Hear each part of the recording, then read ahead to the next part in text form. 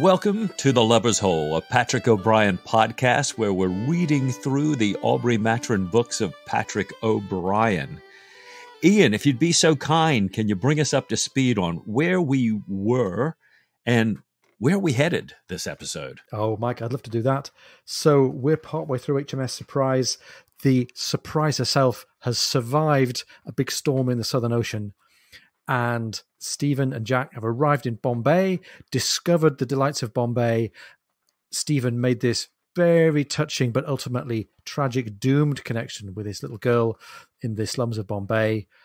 Stephen's maybe almost recovering now from the emotional trauma of his breakup with Diana and recovering also from the damage he sustained at the hands of the French at the beginning of the novel. But I'm pretty sure that story's not over. So here we are, having departed Bombay. They've tried to take Envoy Stanhope all the way to Malaya. He got sick and passed away. So now they've turned back and they're on their way to Calcutta. HMS Surprise just beginning what is the start of a long homeward journey via Calcutta. They're in the Indian Ocean. Stephen's hoping to encounter Diana in Calcutta and hear from her of her response to his proposal of marriage. And then when that's all done, hopefully, set sail and away we go. But something tells me all is not going to go well. The French are out there somewhere in the Indian Ocean, so we have to hear how that all plays out. Of course, there are going to be some twists and turns for Diana and Stephen. Our friend Canning is still on the scene, and we have to find out what's going to happen with him. And of course, right at the back of all of this, we've got Jack's relationship with Sophie. He hopes against hope that his engagement to Sophie can be fulfilled and that he can be financially secure and professionally secure enough to get married. We wonder how that's going to turn out as well. Ah, nicely done. So as you say, and here we are sailing towards Calcutta, and lo and behold, there's a sail spotted, and we find the China fleet. You know, the entire or a great portion of the East India Company ships, 39 of them, and a brig carrying about 6 million in merchandise, headed towards India and then on to England. Yeah. Always nice to run into the East India Company. They do some great wining and dining, which certainly has thrilled Jack as they've gone aboard to eat with him. They do. And even though they did a great deal of preparation, it didn't work out so well for Stephen. If you could tell us a little bit about that. Yes. So there was this promise held out of entertainment for the sailors from the Surprise, as we saw in the signal from the East India Convoy's Commodore or senior captain, signaling all ships. Pretty young female passengers required. Dine frigates officers. Repeat young. Repeat pretty. This sounded like this was going to be a snippet of the social graces and of the fairer sex from home. Stephen and Jack found themselves seated next to some women that perhaps didn't entirely live up to expectations. And after this dinner, Stephen goes back. He's in a foul mood because he's still not quite sure where he sits with Diana. So he's not his usual gallant self, I think, towards women. And he was really unimpressed with the two sisters that he was sitting next to on this Indiaman. Well, and they had the completely bad taste for Stephen to say disparaging things about Diana. Yes, that's right. And Jack referred to these two women as the nymphs in green, these girls wearing green dresses. And this idea of them as nymphs somehow really, really gets on Stephen's wires. And he slaps Jack down with one of his multi-adjective put-downs. He says, "It's clear that you have been a great while at sea to call these sandy-haired, coarse-featured, pimply, short-necked, thick-fingered, vulgar-minded, lubricious blockheads by such a name." And he goes on to talk about how they're dressed and how they carry on with each other. He says, "It bespeaks a superfetation of vulgarity, both innate and studiously acquired. And when I think that their teeming loins will people the East, pray pour me out another cup of coffee, confident brutes." No. Great. Stephen on form, the kind of speech that, we could kind of trot out that kind of thing and to put down at dinner, but Stephen had it brewing, I think. Right. Stephen for everybody. Loves the world, so egalitarian, and just absolutely gets fired up by some folks here. He really does.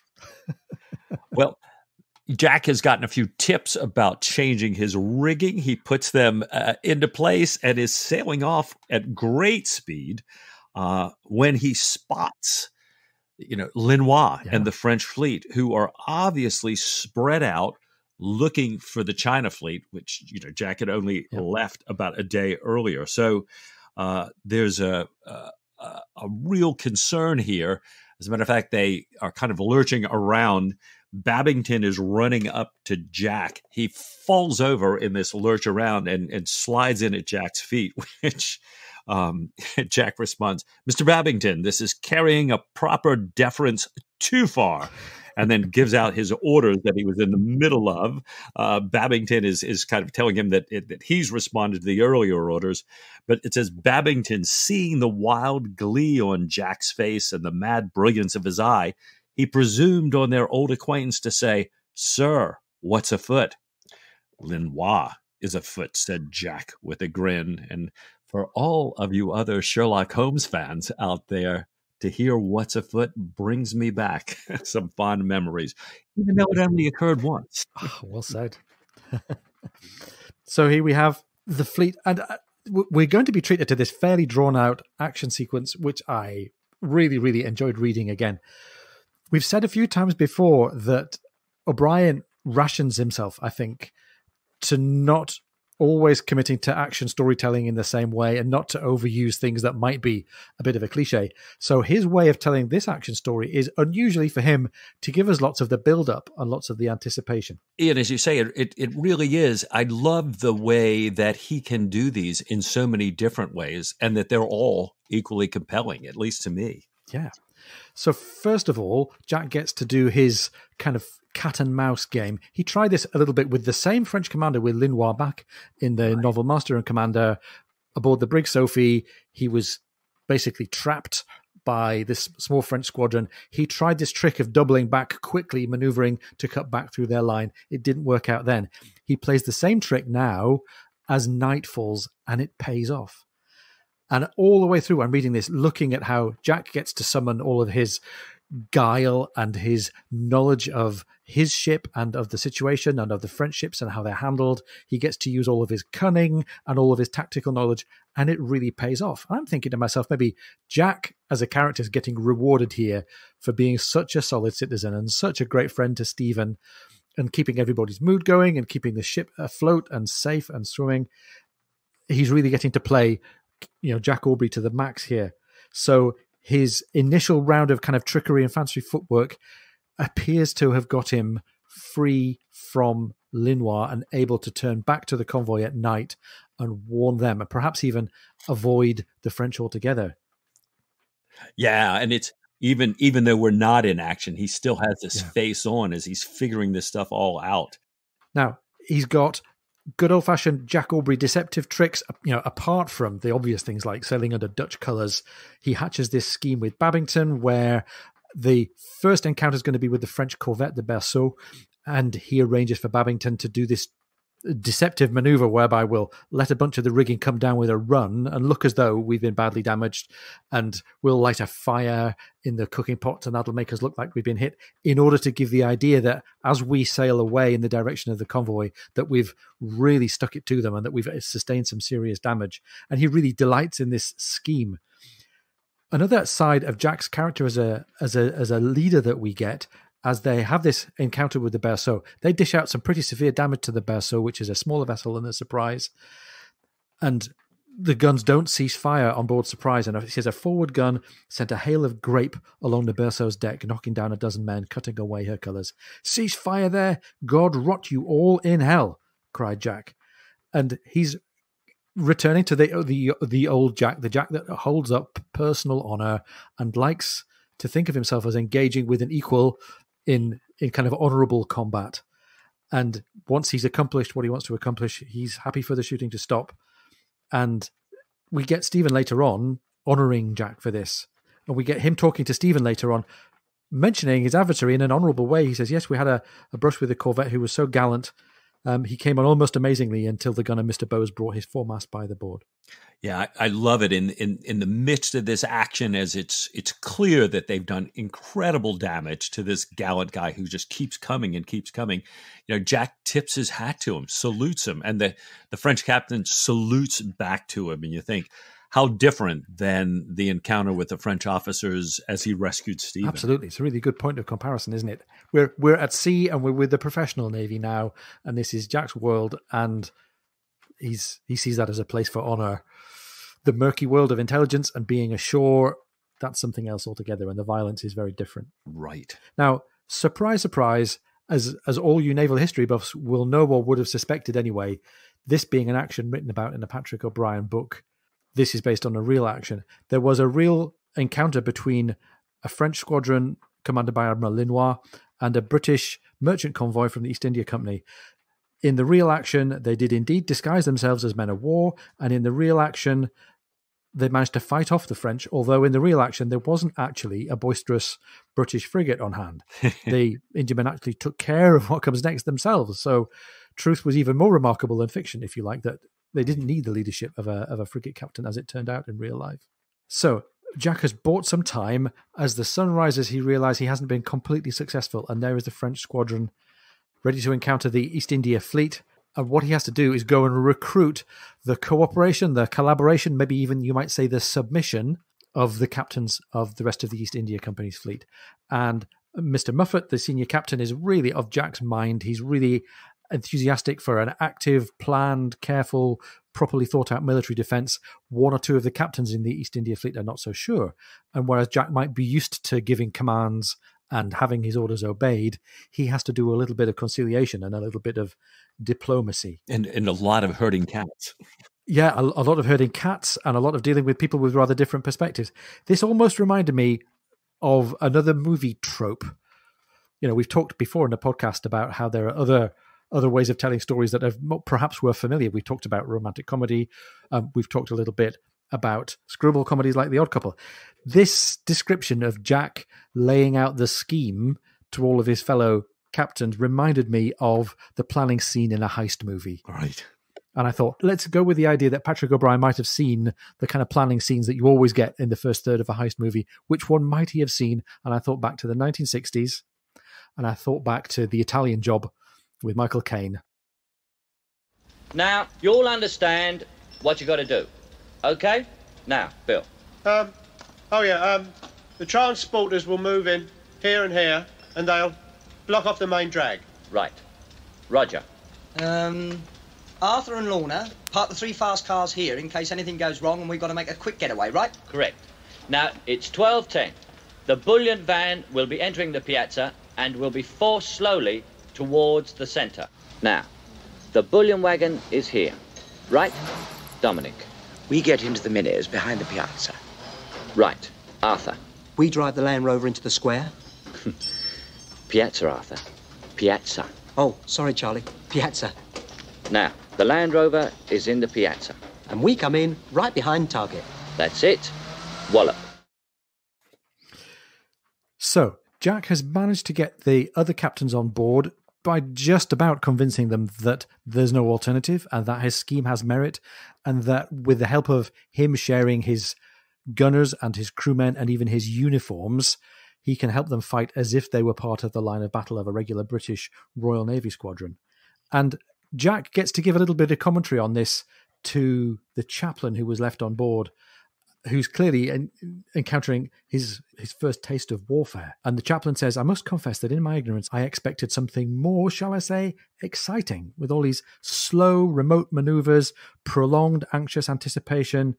I was expecting drums and trumpets, banners, stirring exhortations, martial cries, the shouting of captains. And I wonder you can stand the boredom. And Jack says, well, it's just use. We're just used to it. War is 9 parts boredom, and we grow used to it in the service. But the last hour makes up for all. So Jack's ready for the last hour. He's reviewing these ships in his improvised line of battle. Some of them he obviously really admires, and they look trim and organized, and their guns are ready, and their decks are clear. 1 or 2 of them he looks at, and he thinks, these people are not entirely ready. God, he says, about one of the other captains, never let me outlive my wits. And I think we could both say amen to that, eh, Mike? A steady worry of mine. So Jack's hoping in this chess game with Linois, by implying strength and by acting as a coherent body, he and these convoy of merchantmen can fight the French off. And we get this poker match of maneuver, and it all seems to be going fine until he realizes that Linois is going to be as aggressive as he can be. Linois in the French flagship, the Marengo, turns to cut through the line, a maneuver that's obviously designed to look for a defensive weakness in the British position, and shows that Linois is not caring too much about the state of his ships, not caring too much about how far he is from sources of resupply. He means to fight to win.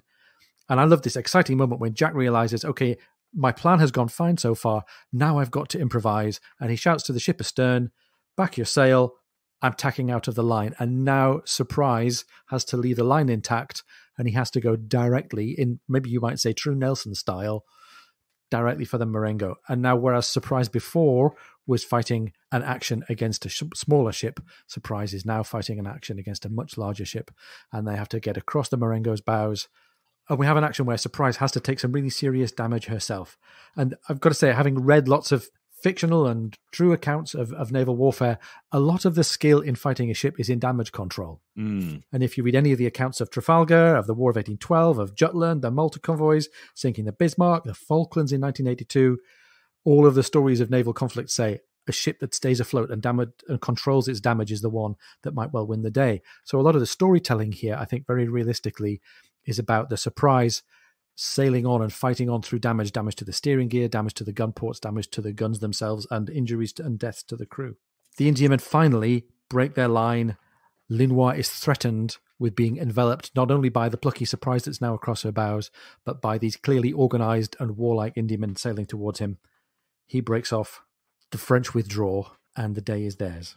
Yeah, you've had this incredible action going on here, and it was beautiful to me the way Jack kind of encouraged the men. He kind of warned them ahead of time, look, we're really going to take a lot of heavy fire. Don't you worry. We're going to get really close to him, and then we're going to pay him back. And this transpires. We're kind of waiting in the lull, and then Captain Muffet, the Commodore of the China fleet, comes on board. It says that Lushington was the first to reach him, and Captain Muffet came aboard. His red face, glorious with triumph, came up the side like a rising sun. But as he stepped onto the bloody quarterdeck, his look changed to shocked astonishment. "Oh, my God," he cried, looking at the wreckage fore and aft. 7 guns dismantled, 4 ports beat into one, the boats on the booms utterly destroyed, shattered spars everywhere, water pouring from her lee scuppers as the pumps brought it gushing up from below, tangled rope, splinters knee-deep in the waist, and gaping holes in the bulwarks, fore and mainmast cut almost through in several places, 24-pound balls lodged deep. "My God, you have suffered terribly. I give you joy of victory," he said, taking Jack's hand in both of his. "But you have suffered most terribly. Your losses must be shocking. I am afraid." Yeah. He offers Jack all kinds of help to come on board. He's just, I think he can't believe how bad the Surprise has been pounded. And he even says, let me throw you a line and tow you to Calcutta. Yeah, that's one step too far, though, for Jack.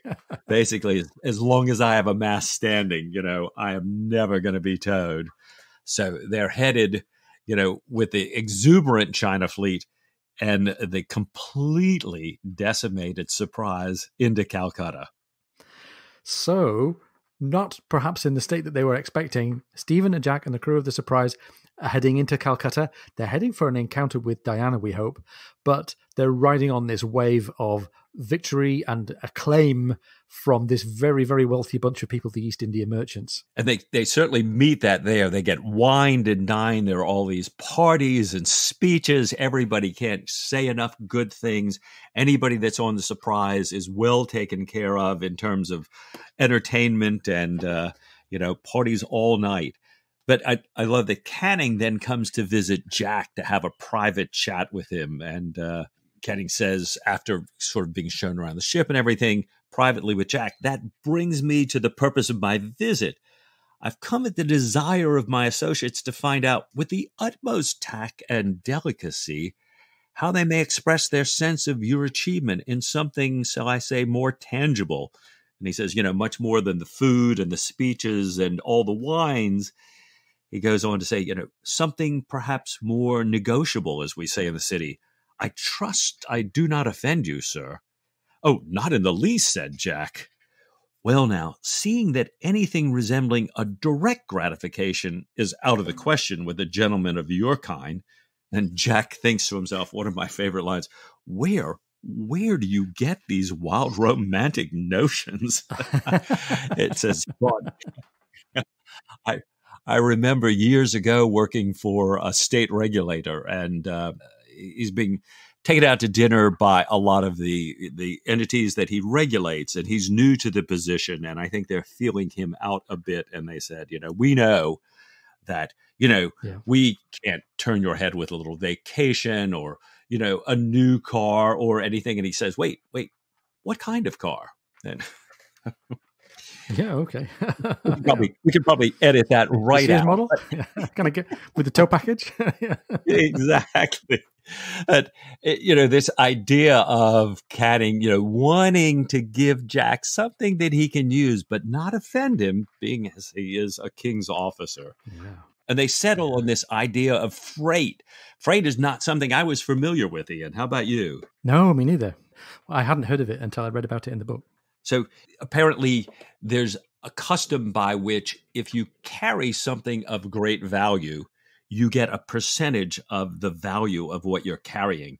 And so Canning offers to have Jack carry back to England some rubies and pearls, sapphires, and Jack realizes that his percentage on this is going to be enough to get him out of debt.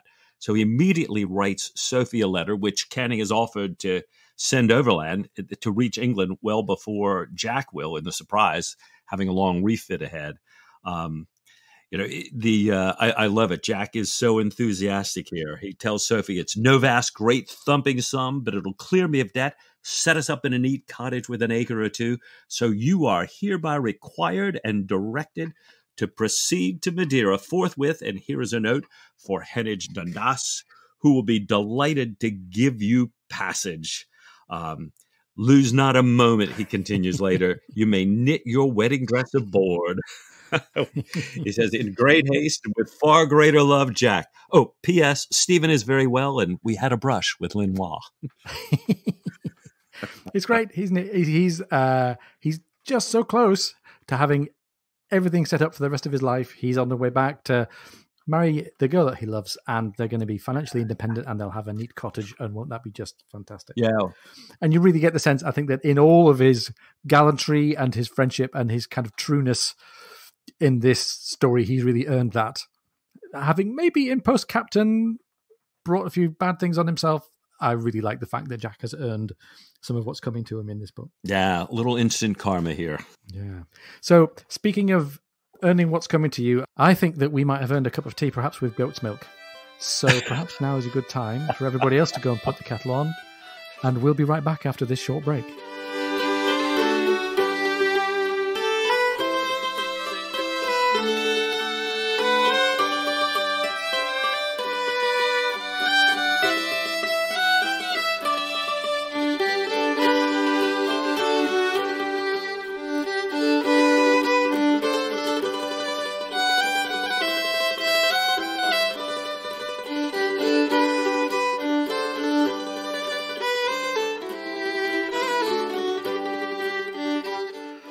Welcome back. You're with The Lubber's Hole, a Patrick O'Brien podcast, and Ian and Mike are talking about HMS Surprise. And we hope that you're following us on Twitter, on Facebook, on YouTube even. YouTube, Spotify, Google, and Apple, all places you can get this podcast, as well as from Podbean, our hosting site. That's right. And if you want to engage in the conversation on Facebook, we are facebook.com/lubbershole. And on Twitter, we are @HoleLubbers. And we'd love to hear from you. Tell us what you like. Tell us what you'd like to hear more of. And share stuff with us. We love it. Yeah, please keep leaving that feedback. We're delighted to read it, to hear about it, and to tweak what we're doing to meet your needs. Definitely. So, Mike, with the convoy saved and rescued and the surprise making a way, you might almost say triumphantly into Calcutta, it's all going to be fine, right? It's plain sailing from here on. I'm feeling a little bit like a Pavlovian dog here, because O'Brien has set me up to think whenever I have that feeling that it's all wonderful, something big is about to drop. And I remember we still have this placeholder for Stephen to come hear what Diana has to say to him about his proposal last time in Bombay. Absolutely. So Canning had a bit of a plum in the way of a freight deal for Jack. What kind of fruit, sweet or bitter, might be awaiting Stephen when he encounters Diana? Yeah. So it's, Stephen rents an elephant to give him a little bit of confidence. Yeah, he parades up to Diana's house, gets swept into the house past her 2 tigers chained on the front porch. Quite the place there. And after some initial conversation, says to Diana, "You will remember the last time we met, I begged you would do me the honor of marrying me." Mm. And then for those of us who love Stephen, we cringe a little bit at what follows. Oh, yes. And part of me's thinking, oh, man, come on, just find a way to let it go. I know. But every moment that he's away from Diana, his thoughts turn back to how can he get back with her again? Well, it's so funny. There was that brief period with the envoy as he's nursing, he's kind of in there all through the night, day and night, and he's thinking, this is my true profession. This is what I'm meant to do, not chase some woman that, I'm not meant to be with. And then, falling off asleep is right back to Diana again. So as you say, always it's like, a moth to the flame. Yeah. And although she had some turns of being nice and agreeable, I think over in Bombay, she really shows herself up to have a cruel side as she takes this really humble petition from Stephen to say, okay, please marry me. She turns it back on him. She says, why didn't you say this long ago in Dover? It would have been different. And then she says, well, why wait till now? Anyone would say I brought myself so low that you could do something quixotic. Indeed, if I were not so fond of you, I might call it a great impertinence. No woman of any spirit will put up with an affront. And there's almost a bit of self-pity, I think, from Diana as she says, well, look how degraded I am. Look at my position and my reputation in Indian society. Look that it's come to this for me to be accepting what she might see in some way as kind of pity or rescue by Stephen. And that's a really mean thing to put on him. Right. And she's tagged him. I am fond of you. You are a friend that I love. It's tough. But, I think she really is thinking back on herself and her situation. And I think she really does react to how kind Maturin is. And how much perhaps she wishes her life had been different. And unfortunately, she's crying. She's got her head on Maturin's shoulder. And Canning comes unannounced into the room. Yeah. And boy, it's like gasoline, fire, all supercharged all at once. It certainly is. And we're back to some of O'Brien's earlier calling on the code of honor between gentlemen and the code of what it means to have a lady under your protection. Yes. Because straight away, Canning says, Mrs. Villiers is under my protection. I give no explanations to any man for kissing a woman, says Maturin, unless it is his wife. And then Canning rushes at Stephen. There's this open-handed blow. Diana freaks out at the two of them. And Diana is scared to death that Stephen is going to duel Canning because Stephen really... an open-handed blow and the both of them kind of challenging and ratcheting it up. She knows this is a duel. And we had a couple of foreshadows, even as Stephen is riding the elephant over, the guide is pointing out, oh, and here's where the Europeans duel with each other right over here. Yes. So we keep hearing about this. I love how Diana is so concerned, and she's telling him, Canning's going to apologize. And Stephen says, "Perhaps he will, my dear," said Stephen. He is in a sad way entirely, poor fellow. And he opens the window there. He says, "I believe I'll go out this way, if I may. I do not altogether trust your tigers." It's funny. It makes it all like a theatre scene in my head. Right. Between the Canning bursting in on the couple, and they're inadvertently in what might look like a compromising position, and then there's the blow, and then there's the creeping out through the window. That's a combination of lots of bits of theatre set piece stuff. Well, and it's so funny, we were just last book right at this tense moment, two characters about to duel, and we're thinking it doesn't really have to happen. Although I suspect that probably we're not, pulling for this one to end quite as much as we were Jack and Stevens. No, that's right. I don't think we've got nearly as much invested. I think we all hope and suspect that Stephen can simply fight Canning and be victorious. And Stephen certainly, as he's thinking about it and musing to himself, doesn't seem to regard it as quite such a big deal as he regarded having to fight Jack. And he certainly holds no great admiration or respect for Canning.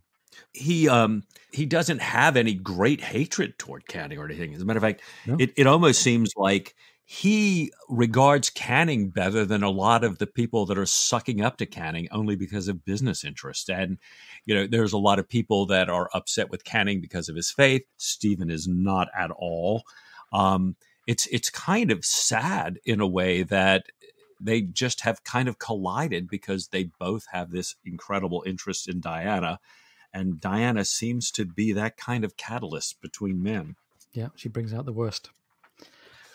So in situations, I think she brings out the worst in situations, and in some cases she brings out the worst in people as well. For sure. It's really, I don't know whether we can say overall, does Diana's character bring out the best or the worst in Stephen? I think she brings out both. It's so true.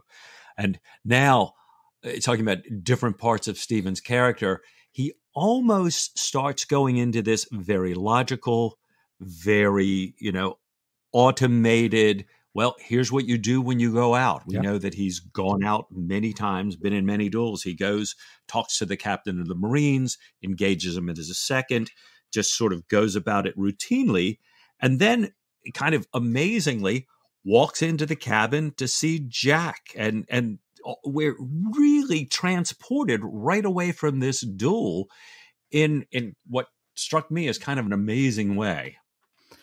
And of course, the token between Stephen and Jack that allows them to give signals and messages about their emotional state without them having to actually use emotional language is music. Yeah. And Stephen says, "What do you say to a bout this evening if you're not too taken up with bollards and capstan bars?" And by the way, we then get a classic Patrick O'Brien line as Jack turns around very lightheartedly to Stephen and says, "Have you come aboard, my plum?" Jack is in a state of exuberance because this freight deal means that he's clear of debt and he's on his way back to meet Sophie. And he says, "I'm delighted. I'm amazed with all my accounts done, but damn paperwork for today.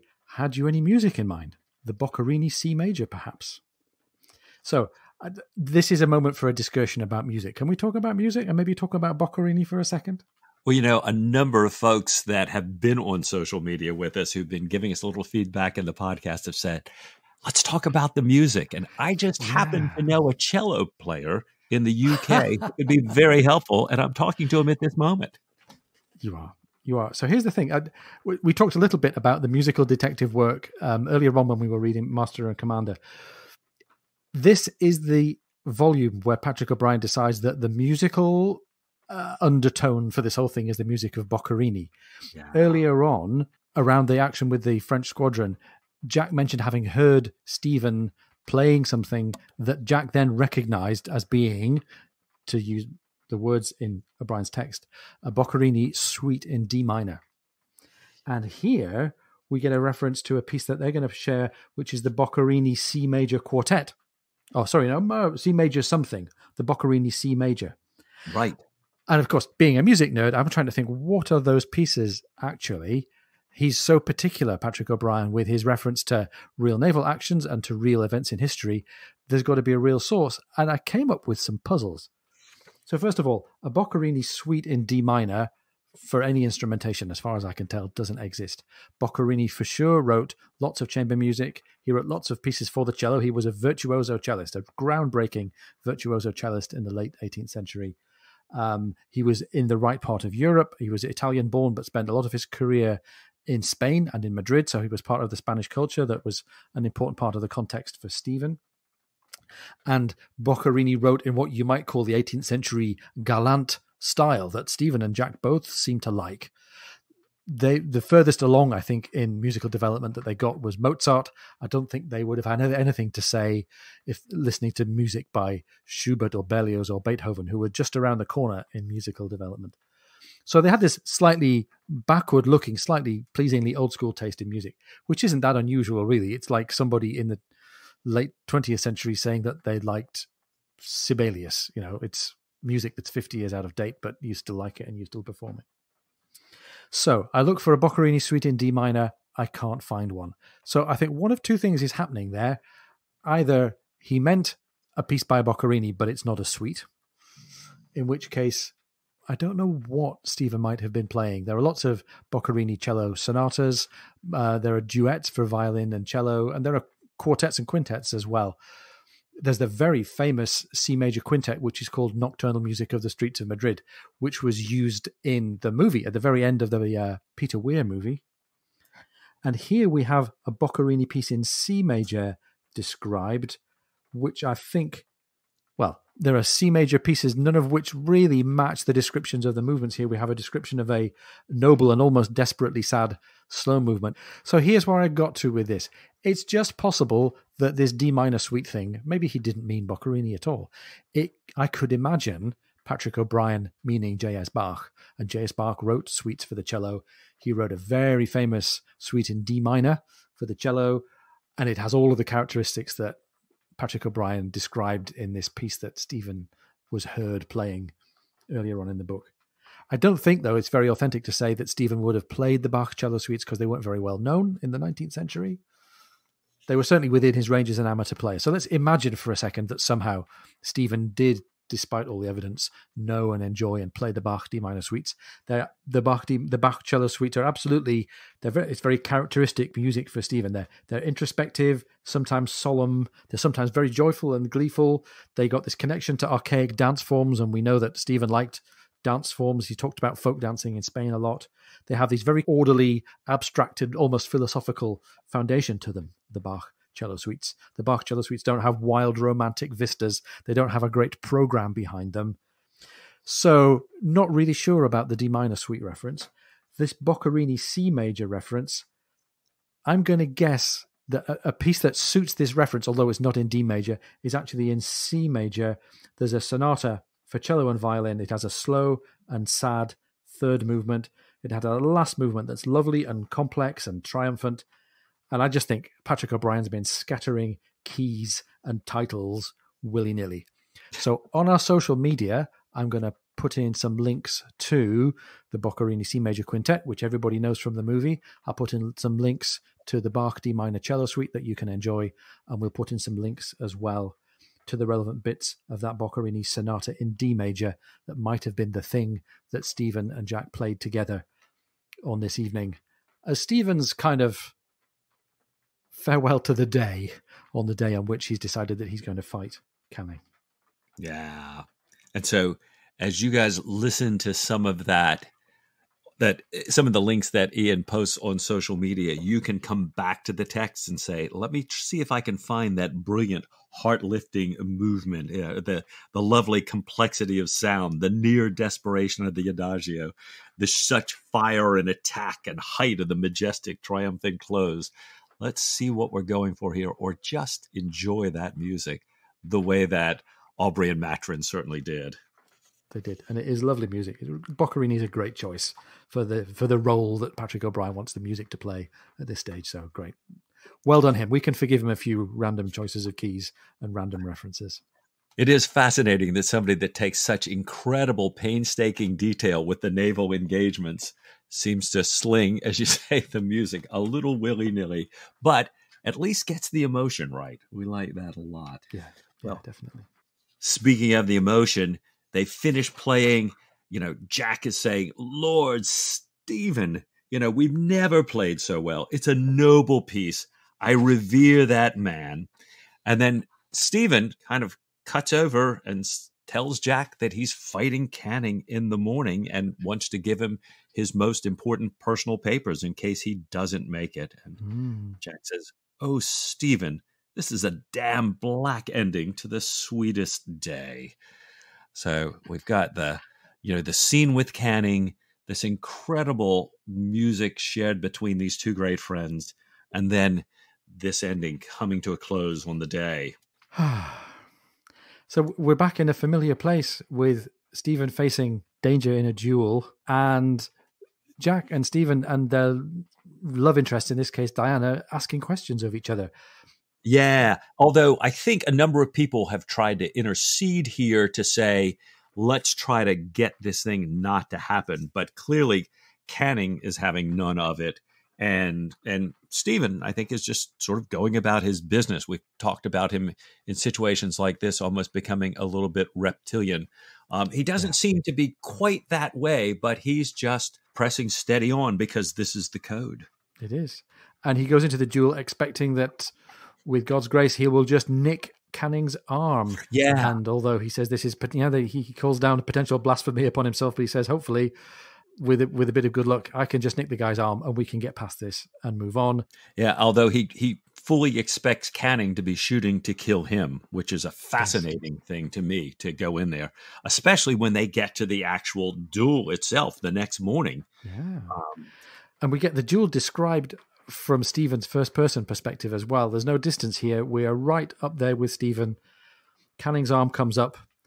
Stephen sees the flash.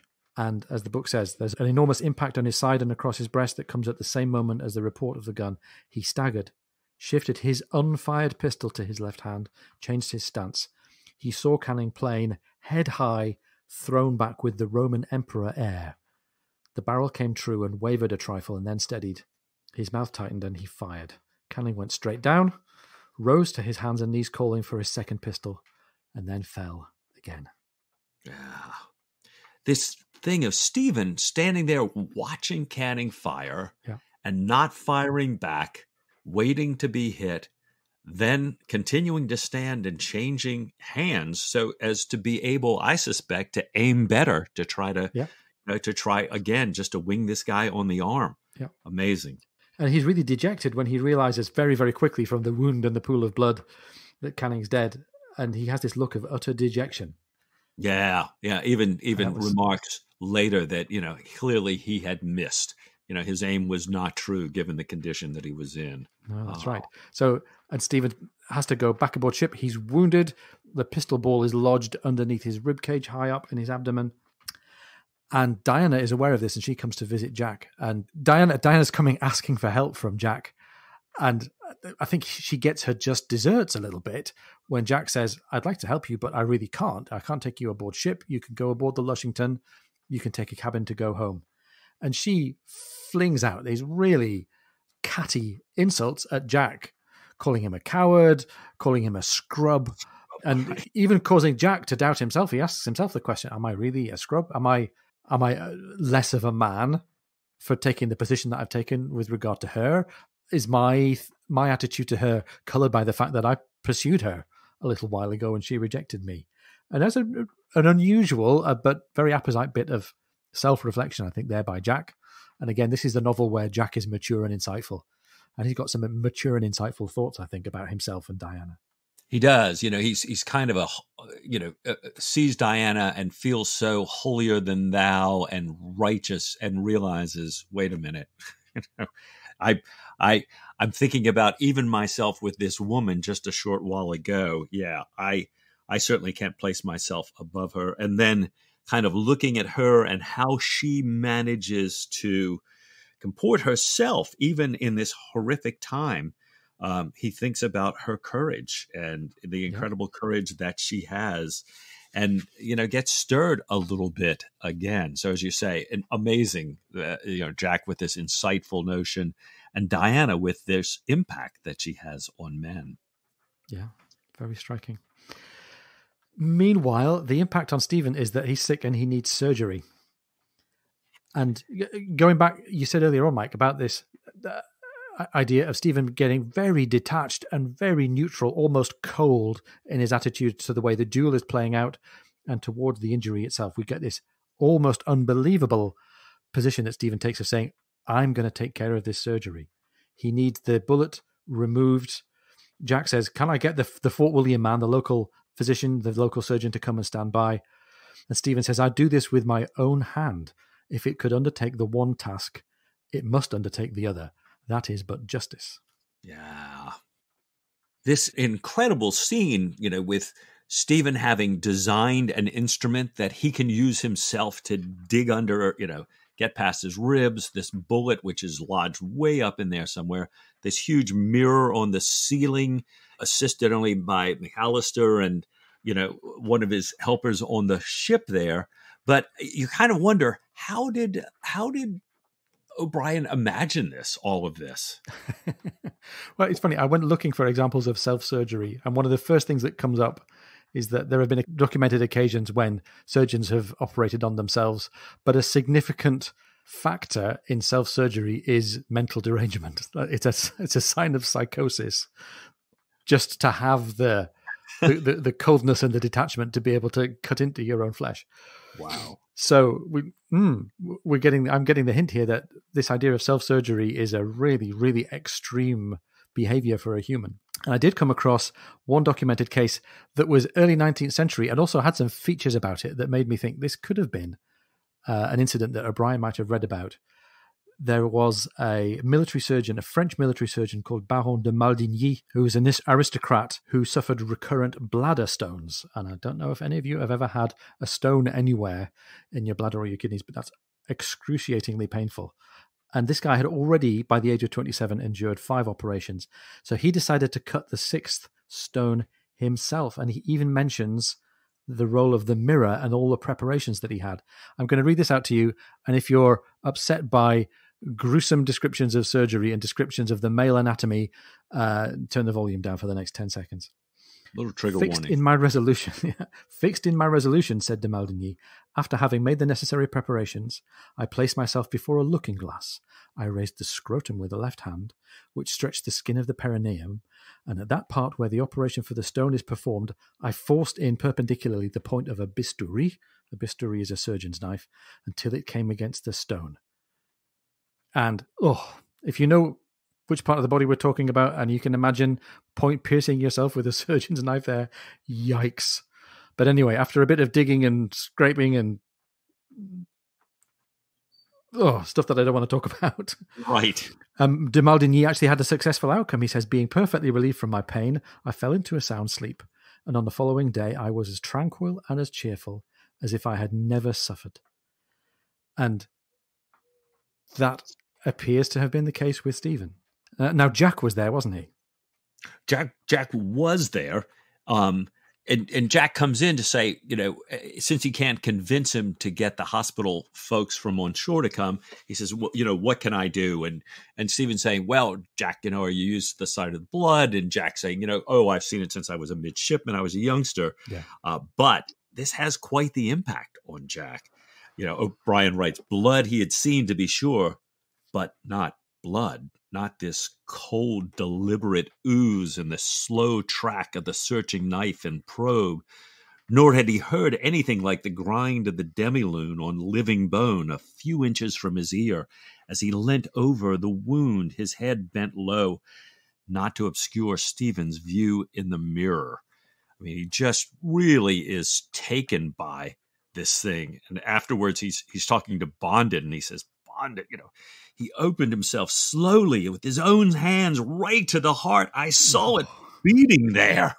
And Bondin, seeing his captain take it up in this moment, says, "Oh, there's surgery for you." As Bondin, "It wouldn't surprise any old Sophie, however, such a learned article. You remember the gunner, sir? Never let it put you off your dinner. He'll be just as right as a trivet. Never you fret, sir." So it's great. I love the fact that Bondin representing the views of all seamen who've ever sailed with Jack, that Right. there's nothing that Stephen can't do if the tide hasn't turned, even to save himself. And I like the fact as well that Bondin's becoming a confidant. If we look at the times when Bondin appears, he's in conversation, either when Stephen's teaching him to read or in very candid, very friendly conversations like this. He's maturing out of being simply the coxswain, a part of the crew, into being part of the personal network of Jack and Stephen, which I really like. I really admire Bondin. Absolutely. And again, as we were talking through that earlier on the surgery, I thought I saw the orange glow of our Russell Crowe alert light going off somewhere.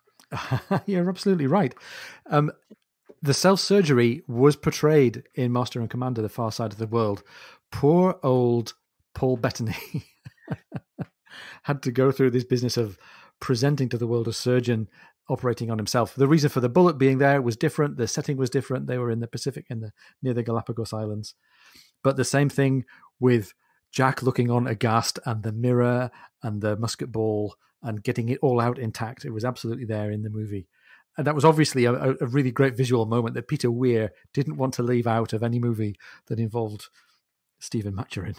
Yeah, it's funny how he cherry-picked around, so many of the early books of the canon to put that movie together. So, Stephen's surgery was successful, but he can't escape the perils of 19th century surgery, infection. Yeah. And although for the first day or two he's quite lucid and he gets the chance to send a note to Diana in Jack's hand, he falls into a fever. And again, this is a novel where the turns of Stephen's character are all edged into darkness and introspection and some really gloomy places. And there's this very distressing description of Stephen becoming delirious and speaking out loud these terrible truths about himself and his life and others, sometimes in Latin and sometimes in English and sometimes in other languages. And Jack is a little bit aware of Stephen's life as an intelligence agent and how some of this stuff is going to be confidential and also very, very personally sensitive. And Jack takes it on himself to sit in with Stephen while he's going through this delirious stage of fever. Yeah, it's so touching the way Jack is there just day and night, caring for Stephen, because as you say, he's, he knows he has some secrets. He wants to care for him, and he knows how proud Stephen is. He says he's prouder perhaps than the devil. And, Stephen would not want people to hear him talking like that. And even Jack at times thinks, I don't want to hear him talking like that because this is not my idea, Stephen. No. And he's pretty candid in these delirious moments about Jack as well. Oh, my gosh. Yes. Yeah, Jack Aubrey, you will pierce yourself with your own weapon. And he doesn't mean a military weapon. Right. No, a bottle of wine in you and you'll go to bed with the next wench that shows a gleam. And you'll quit regretting it all your days. You do not know chastity, he's saying unconsciously to Jack. Oops. And Jack has to listen. I presume that Jack knows enough Latin to pick up on the meaning of some of the quotes. I've got a feeling there's a bit of Patrick O'Brien introspection in some of this as well. Stephen starts quoting the Aeneid, which I think is an O'Brien signature text. He begins with, "Of arms and the man I sing," which was a quote that was used by Mad Cousin Lowndes back in Post Captain.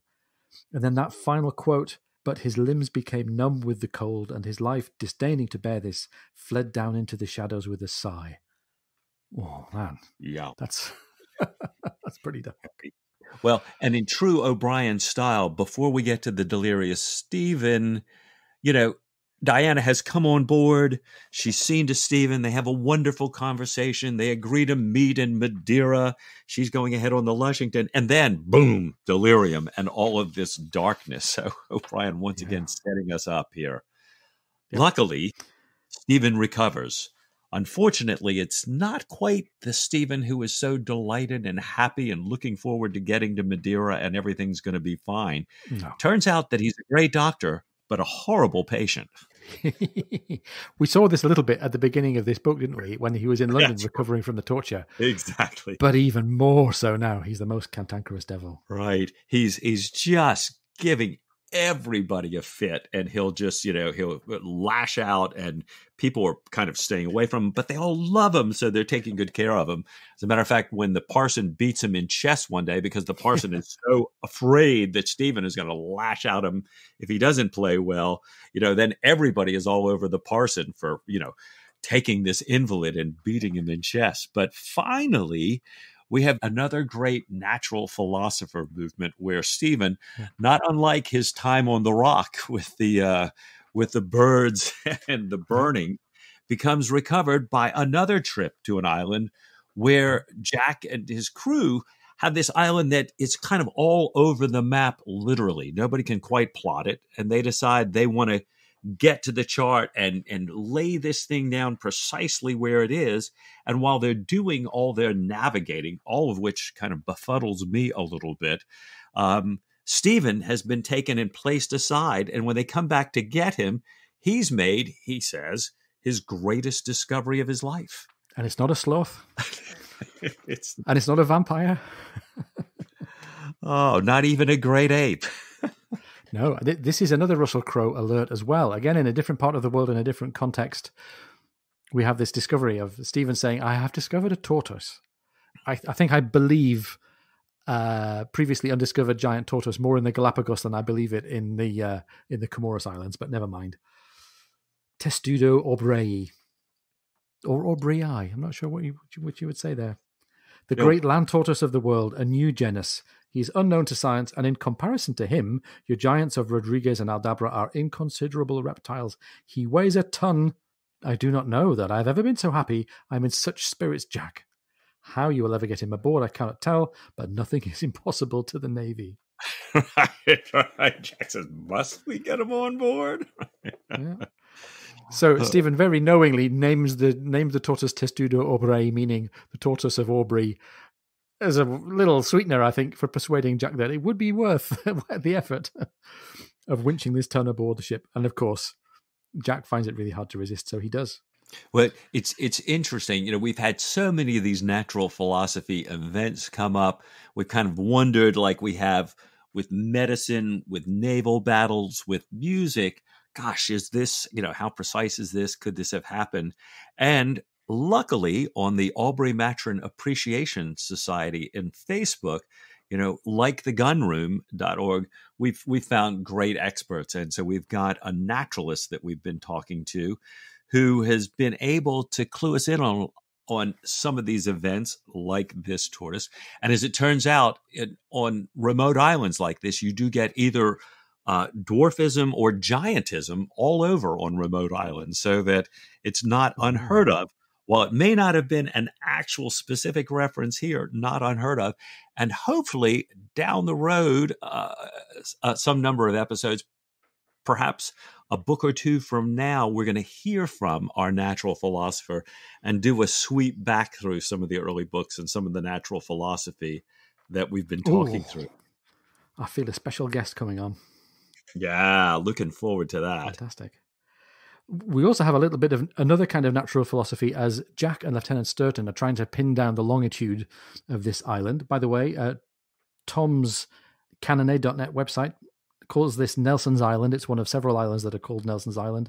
And the longitude in the real world is 72 degrees, 18 minutes and 39 seconds east. They're trying to pin it down by means of celestial navigation. They're taking advantage of clear weather and the alignment of the moon and of Venus, I guess. So we might come back to that as well, because mathematics and astronomy and celestial navigation are becoming more and more of a passion for Jack. So speaking of passion for Jack, Jack's one remaining passion to be, indulged, fulfilled, consummated, is his hoped-for engagement and marriage to Sophie. So the voyage progresses pretty quickly now, doesn't it? The Surprise makes it back around the Cape of Good Hope and into the Atlantic and on the way to Madeira.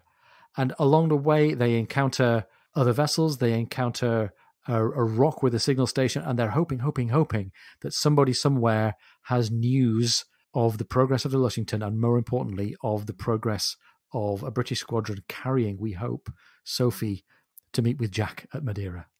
Yeah. Yeah, you've got this kind of they're so looking forward to getting to see their, the loves of their lives. And both of them also with a little bit of tension, a little bit of dread, like, what if this doesn't work out? And they finally get to Madeira, and there is no Sophie, and there is no letter for Jack, which we're a little stunned about. But then, the people there say, but we do have a letter for a Maturin on board the Surprise. Stephen says, that's me. And he has a letter from Diana, and he can tell from the envelope that the ring that he had given to Diana is in the envelope. He doesn't really say a word. He heads off.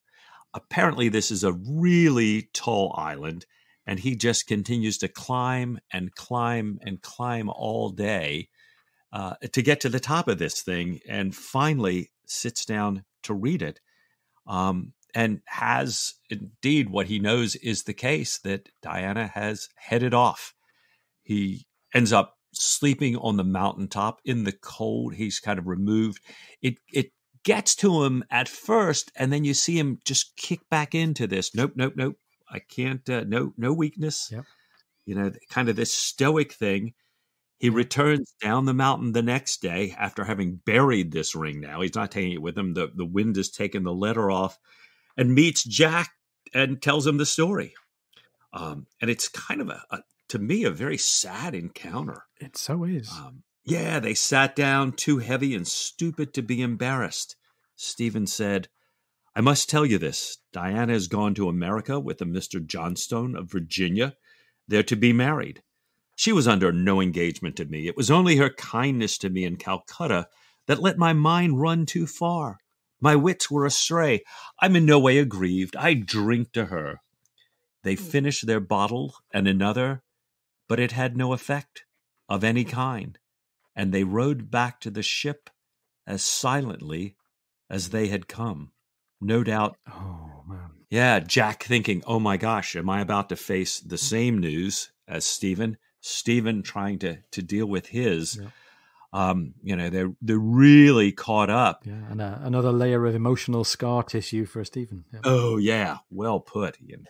We feel this sadness for Stephen, and we felt it all the way through. Every attempt that he's made at reconciling with Diana, at giving out jewelry, at making any kind of emotional peace for himself, has been met with defeat and humiliation. And here is yet another, and we get, as I said, this another layer of scar tissue around Stephen's heart. And you have to see that this is forming a character in Stephen that must have to be so hardened and withdrawn and protective of his own well-being.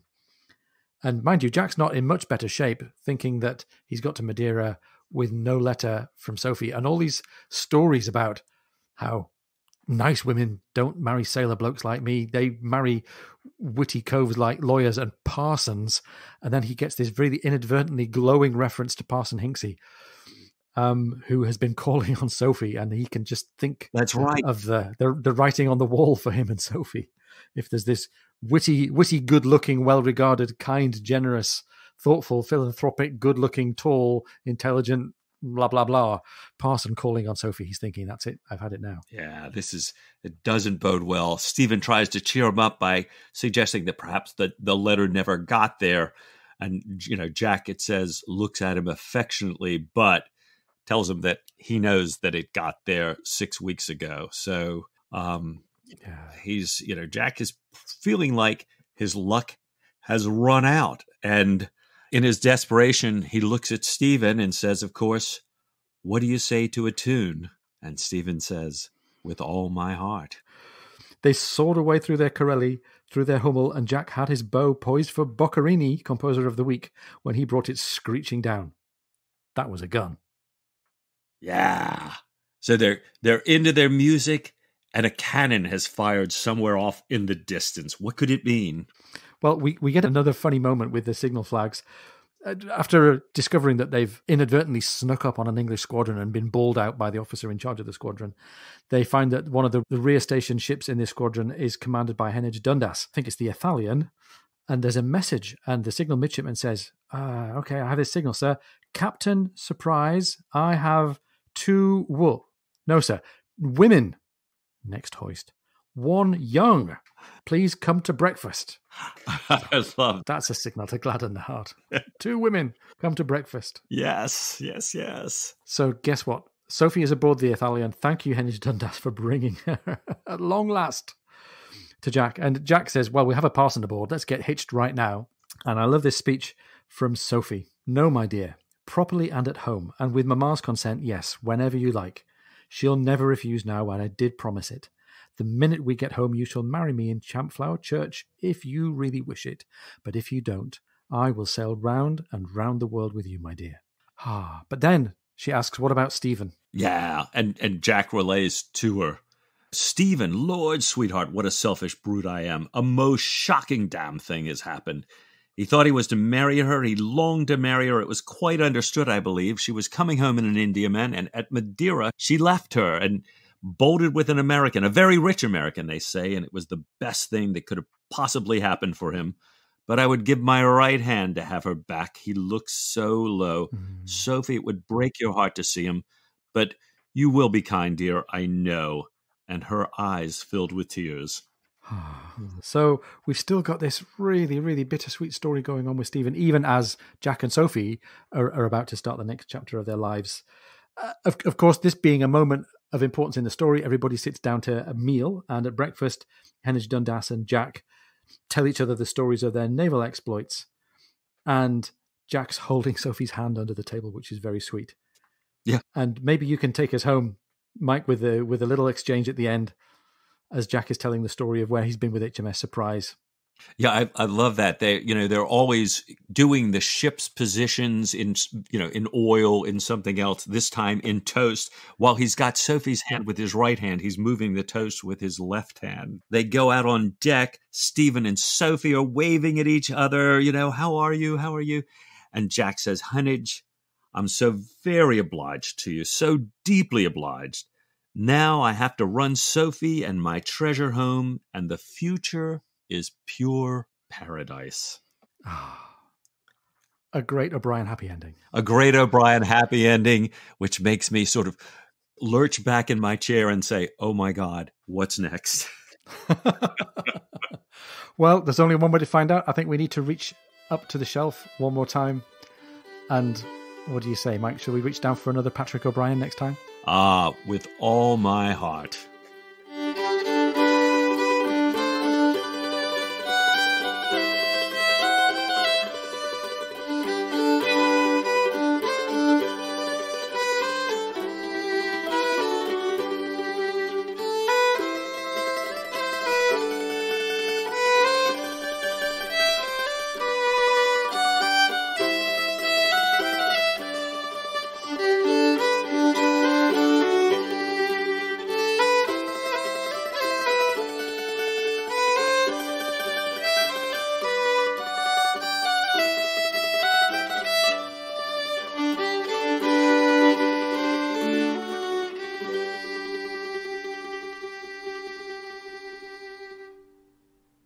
Simply my microphone being a little too close to my bathroom. Okay, wonderful. Just make sure you wash your hands.